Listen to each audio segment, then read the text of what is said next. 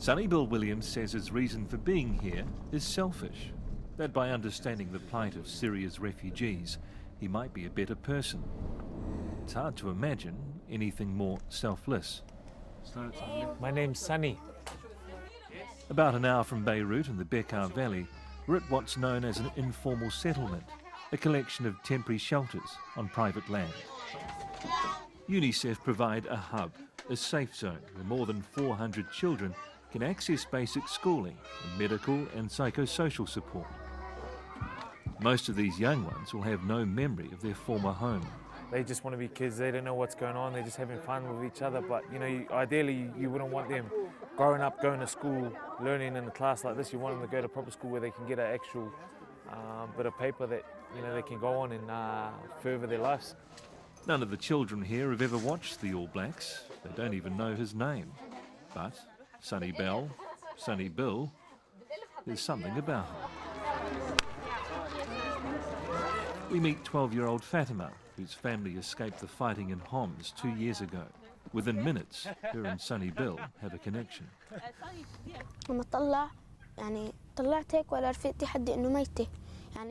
If fleeing your home isn't traumatic enough, Fatima's best friend, Alia, was killed when a market they were at was bombed.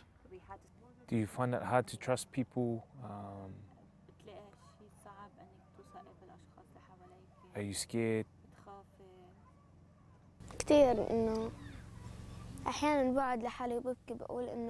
Fatima says there are still days she sits alone and cries because she misses her friend. Fatima's new home is a tent she shares with her parents and 4 brothers. A year ago it burned down after a neighbour's house caught fire. The family salvaged the door. The tour doesn't take long. Fatima shows us the shelf she has for her prized possessions. There are 2 rooms and this cooking area. It's the toilet.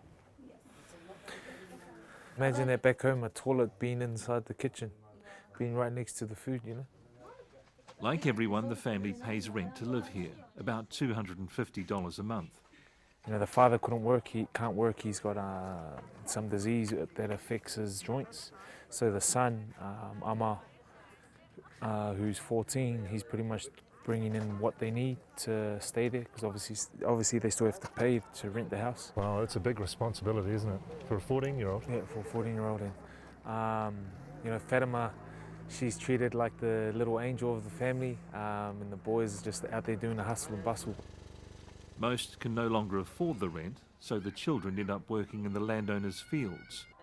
Or a daughter is sold into marriage, like Fatima's 12-year-old neighbour. It's hard for me to even ask these questions because you're so young, but you said you've seen a neighbour having to get married at your age.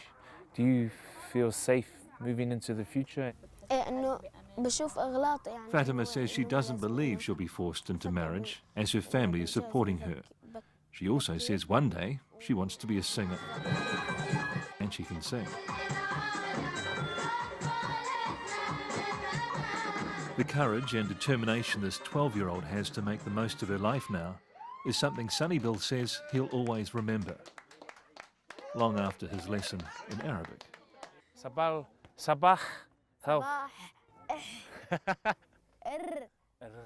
الخير